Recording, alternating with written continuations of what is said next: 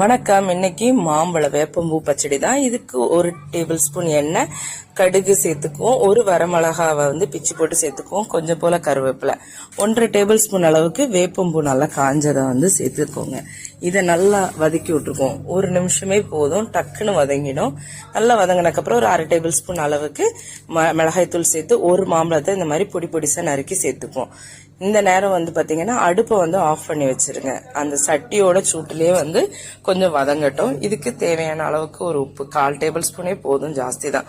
ஒரு 2 table spoon அளவுக்கு நாட்டு சக்கரை இல்லைன்னா வெல்லம் கூட சேர்த்துக்கலாம் நீங்க. இதை நல்லா ஹை ஃபிளேம்ல, இப்போ வெல்லம் சேர்த்ததுக்கு அப்புறம் ஹை ஃபிளேம்ல வச்சு இந்த மாதிரி வதக்கி எடுத்துக்காங்க. ஒரு 3 to 4 மினிட்ஸே போதும். இந்த மாதிரி நல்லா எல்லா பக்கமும் கொதி வந்த உடனே ஆஃப் பண்ணி சர்வ் பண்ணிருங்க. இந்த பச்சடி கண்டிப்பா ரொம்பவே நல்லது உடம்புக்கு. பிள்ளைங்களுக்கு இந்த பூச்சிக்கடி இந்த மாதிரி எல்லாம் இருந்துச்சுன்னா கூட சீக்கிரமா குணமாயிரும். கண்டிப்பா ட்ரை